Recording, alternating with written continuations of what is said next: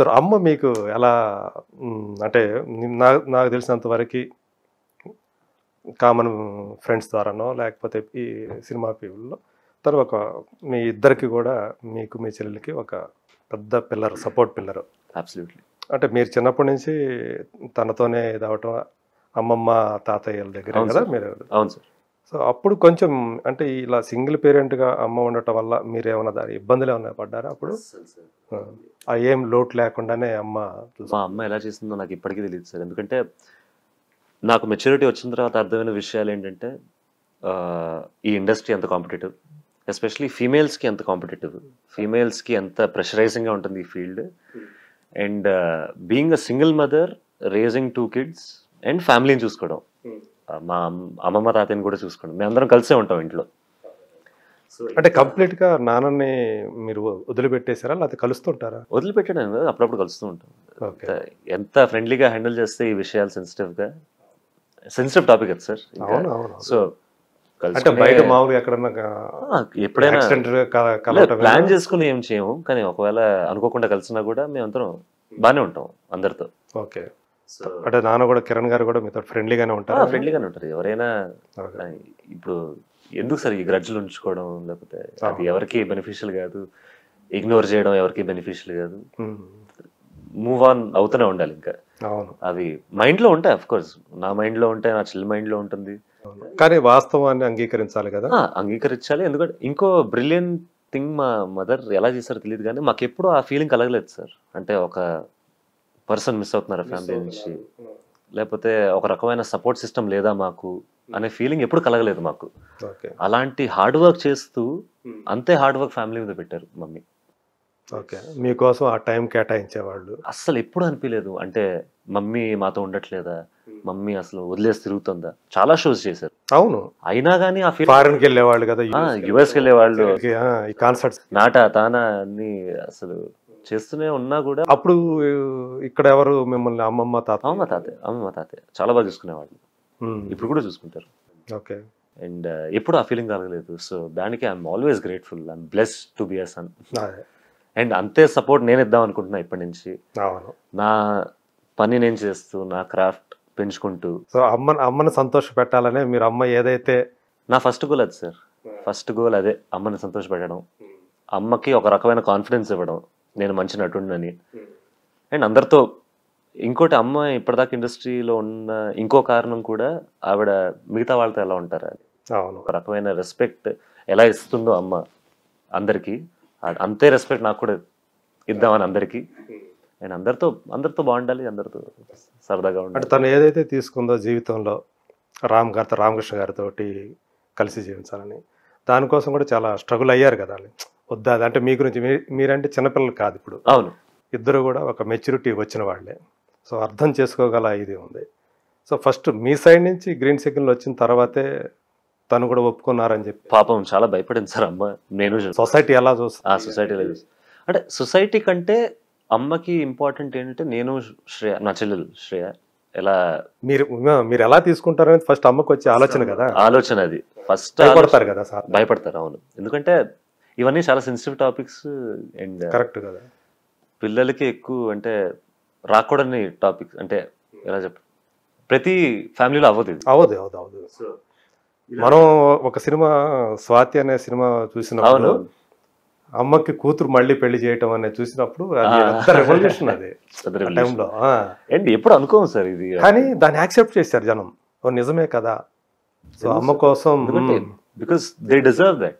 ఆ రకమైన happiness they deserve. ఆ రకమైన సపోర్ట్ సిస్టమ్ కావాలి. అది జస్ట్ ఫైనాన్షియల్ అని కాదు సార్. మనతో ఒక పార్ట్నర్ ఉన్నాడు. సంతోషంలో ఉన్నప్పుడు ఒక పార్ట్నర్ ఉండాలి, బాధలో ఒక తోడు. At the end of the day ఒక తోడు. నాకు మా చెల్లికి ఆ సింపుల్ రీజన్ చాలు, ఆ తోడు కావాలి. సో మీకంటే మీరు రేపు పెళ్ళైన తర్వాత మీకు ఒక ఫ్యామిలీ వస్తుంది, మీ చెల్లికి ఇంకో ఫ్యామిలీ వస్తుంది. మరి అమ్మకి తోడు ఇప్పుడు అలా అని కాదు, అంటే మేము పెళ్లి అయిపోయిన తర్వాత అమ్మను వదిలేసి మామూలుగా చెప్పు. కానీ ఎవరికైనా, ఏ మనిషికైనా ఆ తోడు అనేది ముఖ్యం. ఎలా వేళల్లో ఉండవు కదా. సో నన్ను మా చెల్లెని పెద్ద కన్విన్స్ చేయాల్సిన అవసరం లేదు అక్కడ. మాకు ఓన్లీ థింగ్ ఏంటంటే, అంటే మిమ్మల్ని కన్విన్స్ చేసింది అమ్మ రామకృష్ణ గారా? ఎవరు కన్విన్స్ చేయలేదు సార్ యాక్చువల్లీ మమ్మల్ని. ఎందుకంటే నాకు చెల్లికి ఫైనల్లీ కావాల్సింది ఏంటంటే ఆవిడ ఆనందంగా ఉండడం. ఎందుకంటే నేను చెల్లి చాలా చూసాం, ఆవిడ ఎలాంటి జర్నీలో వెళ్ళింది, ఎలాంటి దీనిపైన ఇండస్ట్రీలో ఎంత స్ట్రగుల్ చూసింది అనేది. So at the end of the day if she's choosing a person, నేను ఒకటే అడిగా, ఎంత కాన్ఫిడెంట్గా ఉన్నావు ఈ పర్సన్ మీద అని. She was very confident on that person. మేము కలుసుకున్నాం అండ్ నాకు చాలా నచ్చారు. అండ్ సింపుల్, ఒక తోడు అమ్మ డిసైడ్ చేస్తుందంటే why will we say no. So తను కూడా ఆ ఫీల్డ్లో ఉన్న, నేను అది కూడా చూడలేదు సార్, అసలు ఏ ఫీల్డ్లో ఉన్నాడని కూడా చూడలేదు నేను ఫస్ట్. మీ మైండ్లోకి అది కూడా రాలేదు.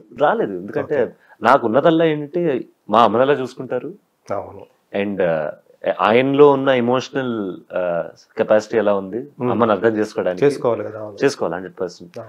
ఇవన్నీ చూసాను కానీ మస్ట్ కదా అది 100%.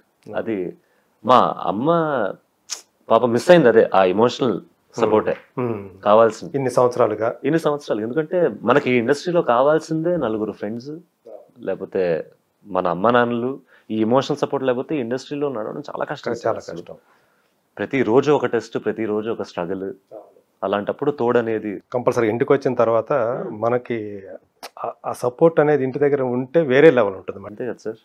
అండ్ ఇన్నేళ్ళు అది లేదు అని తెలిసినప్పుడు చాలా బాధేస్తుంది. అండ్ ఫైనలీ మనం రామ్లో అది చూశాను నేను, మా చెల్లి అండ్ మా తాతగారు అమ్మమ్మ గారు కూడా చాలా కన్విన్స్ అయ్యారు. అండ్ వాళ్ళు కూడా చాలా హ్యాపీగా ఫీల్. సో ఇప్పుడు జరిగిన తర్వాత సో మీరు చూస్తా ఉన్నారు అమ్మ చాలా హ్యాపీగా. సో మీకు ఆయన రామ్ గారు ఎలాంటి సపోర్ట్ ఇస్తున్నారు ఇప్పుడు? ఏంటంటే ఇప్పుడు నాకు మ్యాంగో టీమ్ మార్కెటింగ్ సపోర్ట్ చేస్తుంటే మేము పనిచేస్తూ ఉంటాం అప్పుడప్పుడు. ఒకవేళ ఏమైనా పోస్ట్ పెట్టాలంటే సోషల్ మీడియాలో కానీ, మ్యాంగో కింద ఉన్న ఛానల్స్లో కొంచెం ప్రమోట్ చేయడం కానీ, అంతేగాని స్క్రిప్ట్ విషయంలో అలా హెల్ప్ చేయలేదు. ఓకే. అంటే ఆయన సంస్థల్లో కూడా మీకు ఏమన్నా ఒక స్థానం కల్పించడం కానీ అట్లాంటిది ఏదైనా ఉందా?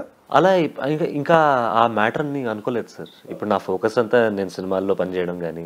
ఓకే. ఇప్పుడే బిగిన్ అవుతుంది. ఇప్పుడే అసలు లిటరల్లీ నేను ఇప్పుడే స్టార్ట్ అయ్యాను. మీరు 1 year ముందు ఈ క్వశ్చన్ అడిగితే నాకు అసలు సమాధానం ఉండేది కాదు లిటరల్లీ. సో ఇప్పుడిప్పుడే start. Maybe in the future మేము కలిసి పనిచేస్తాం. I would love to work with him. Why not? ఎందుకంటే అండ్ ఫ్రీ బాయ్ గా ఉన్నారు ప్రస్తుతానికి. And he also gives me మీ ఎడ్యుకేషన్ అయిపోయిందండి. అంటే అండర్ గ్రాడ్యుయేట్ బీబీఏ చేశాను నేను ఢిల్లీలో. అక్కడ దాకా అయింది. మాస్టర్స్ చేద్దాం అనుకున్నాం కానీ కరోనా వల్ల అయిపోవాల్సి వచ్చింది. ఓకే. కరోనాకు ముందు అది అయిపోయింది. కరోనాకు ముందు అండర్ గ్రాడ్యుయేట్ అయిపోయింది. కరోనాలో ఆస్ట్రేలియా వెళ్దాం అనుకున్నాను నేను యాక్చువల్లీ. కానీ ఆస్ట్రేలియా వాళ్ళు 3 ఏళ్ళు బార్డర్ క్లోజ్ చేశారు. సో అండ్ నాకు ఆన్లైన్ చేసే ఇంట్రెస్ట్ రాలేదు. ఎందుకంటే ఆ ఎక్స్పీరియన్స్ కావాలి, అక్కడ ఉండే ఎక్స్పీరియన్స్ కావాలి ఫిజికల్గా అక్కడ. సో అది ఆగిపోయింది, ఇది మొదలైంది. సో చాలా రోలర్ కోస్టర్ రైడ్ అయింది సార్ మధ్యలో. ఓకే.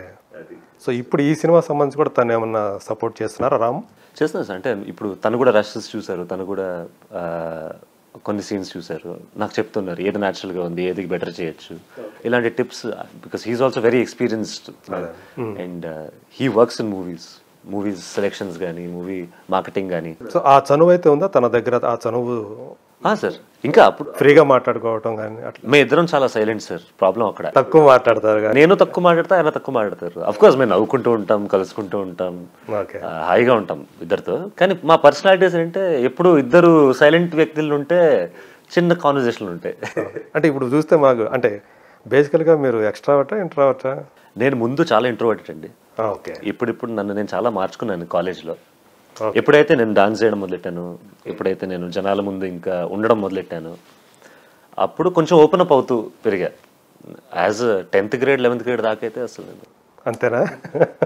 అదొక రకమైన భయం కాదు, అదేంటో నేను అలా ఉండేవాడిని. బై నేచర్ అలా ఉండేవాడిని. ఇప్పుడు కూడా నేను పెద్ద ఎక్స్ట్రోవర్ట్ అన్ను.